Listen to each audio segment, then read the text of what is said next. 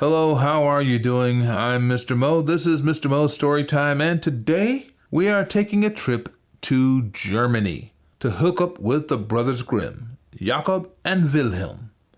They, like so many other storytellers, went around gathering different stories they were told as kids and writing volumes and volumes of them. Their stories have become some of the most famous in storytelling.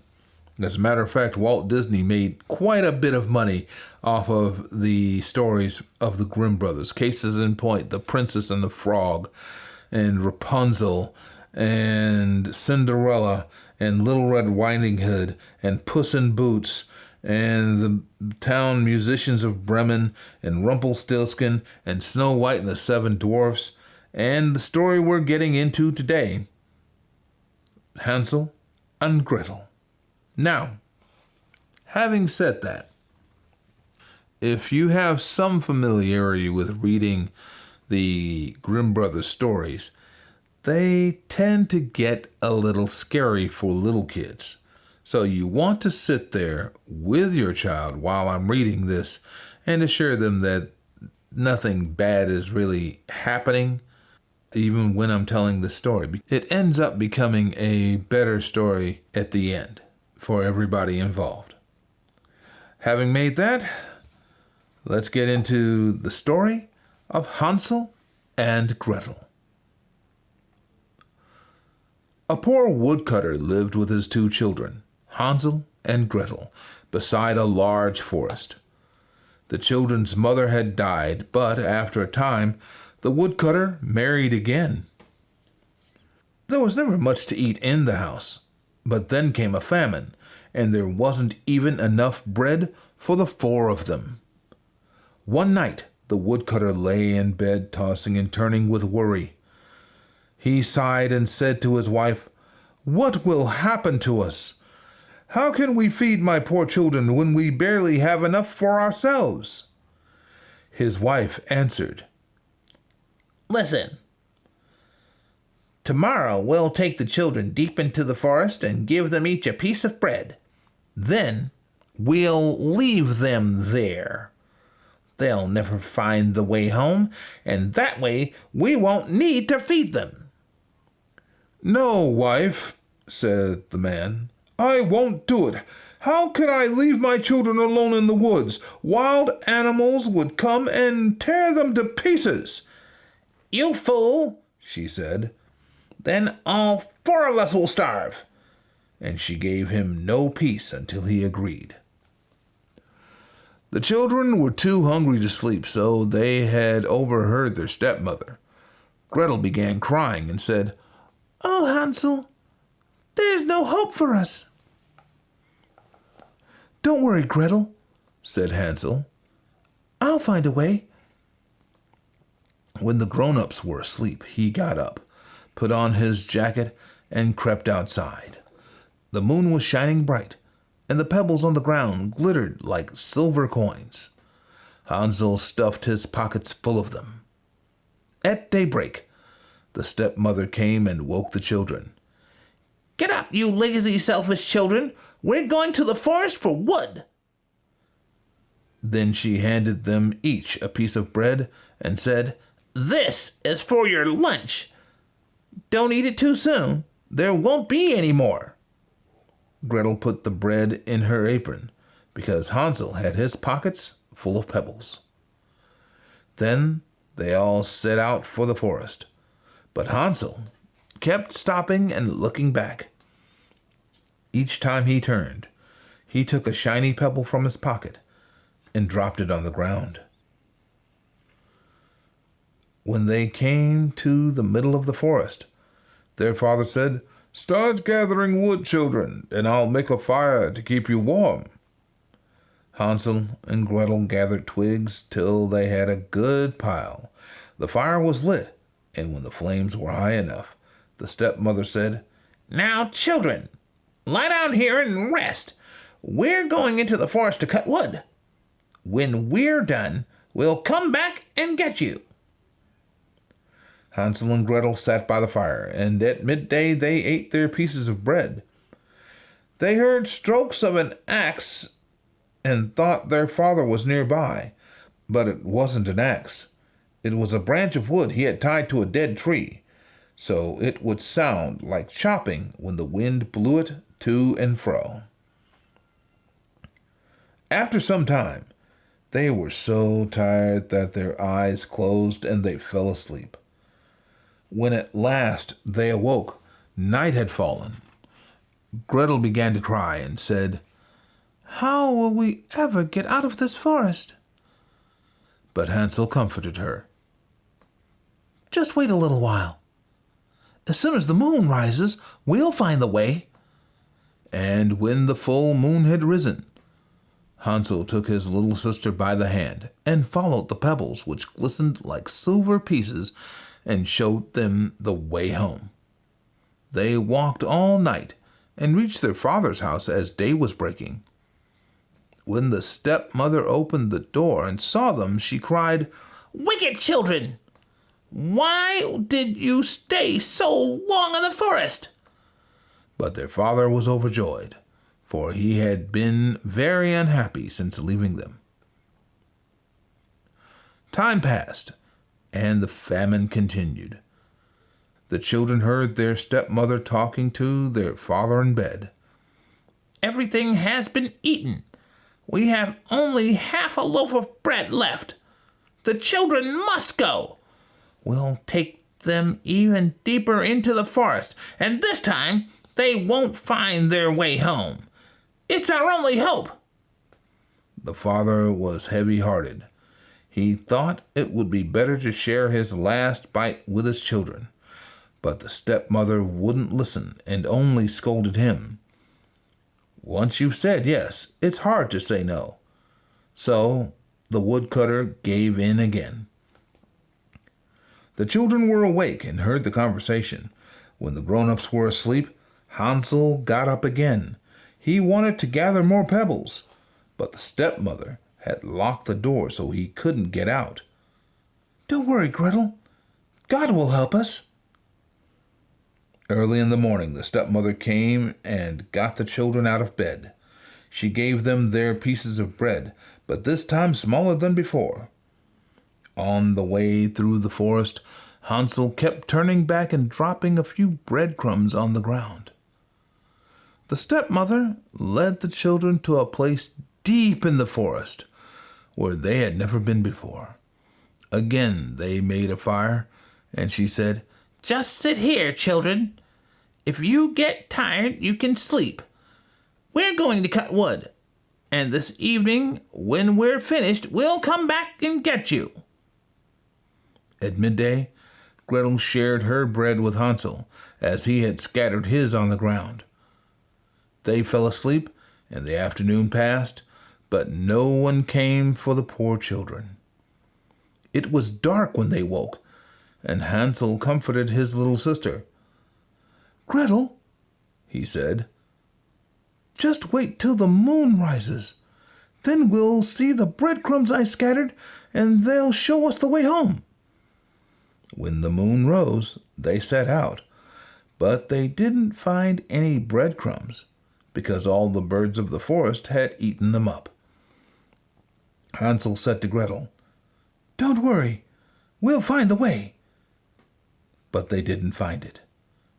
They walked all night, and then all day from morning to night, and they were very hungry, for they had eaten only a few berries they picked from the bushes.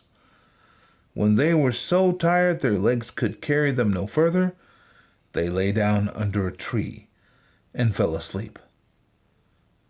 Now it was the third morning since they had left their father's house.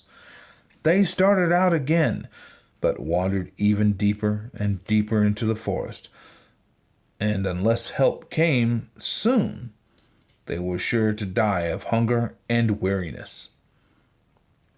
At midday, they saw a lovely snowbird sitting on a branch, singing so beautifully that they stood still and listened. Then it flapped its wings and flew on ahead, and they followed until the bird came to a little house and perched on the roof. Coming closer, they saw that the house was made of gingerbread, and the roof was made of cake, and the windows of sparkling sugar.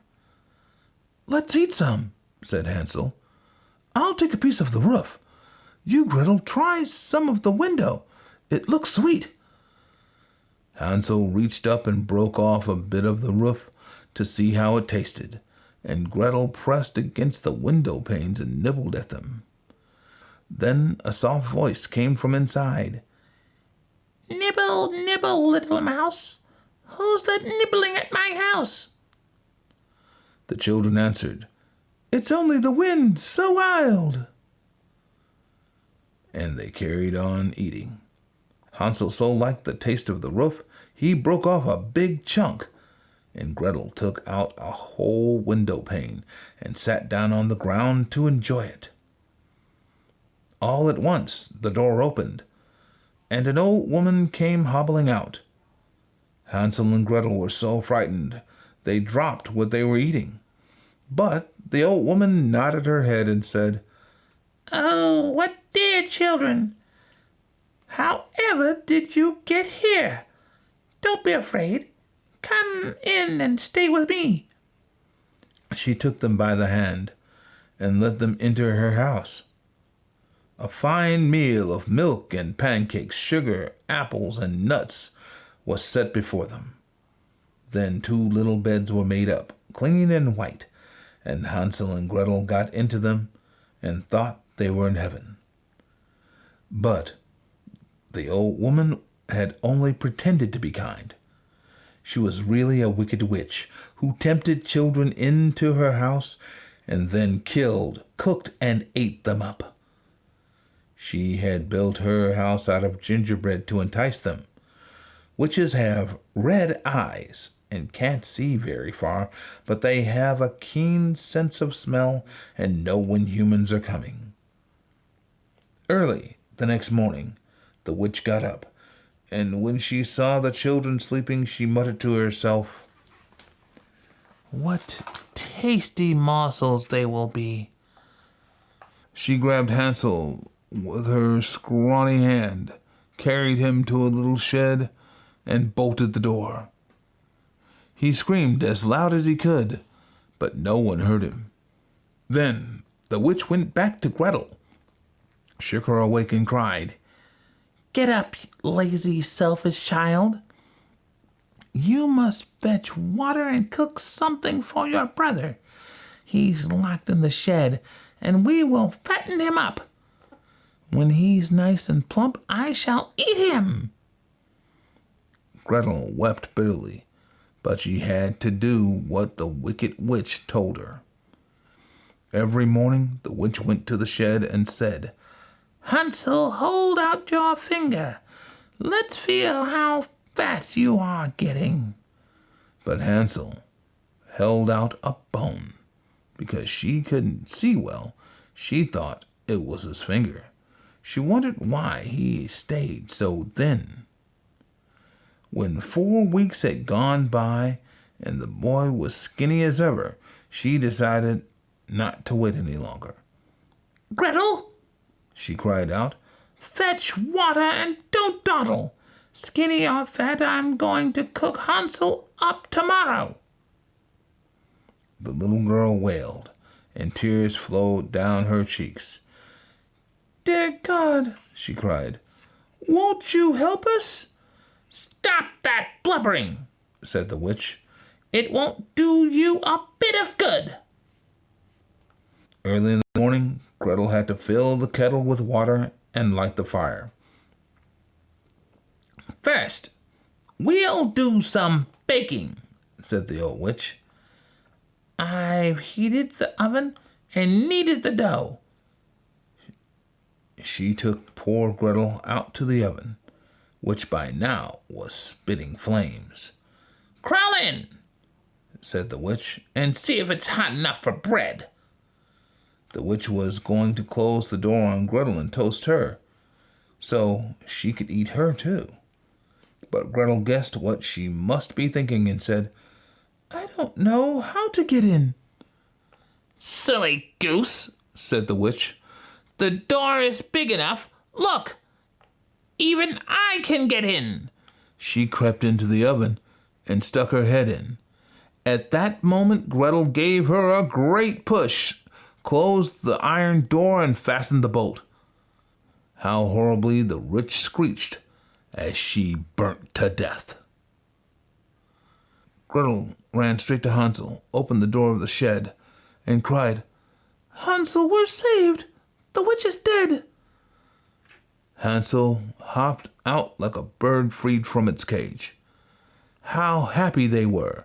They hugged and kissed each other and danced around. Now there was nothing to be afraid of. They went into the witch's home, and in every corner found boxes of pearls and precious stones. Hansel stuffed his pockets full of them, saying, "These will be much better than pebbles." Gretel, too, filled her apron with them.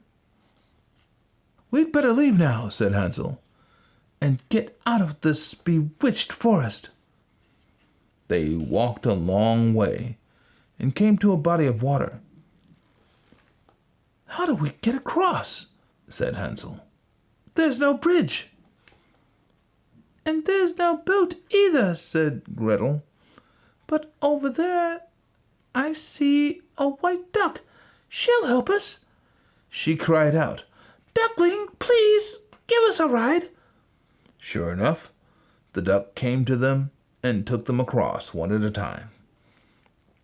When they were safely over and had walked on some way, the forest looked more and more familiar, and finally they saw their home in the distance.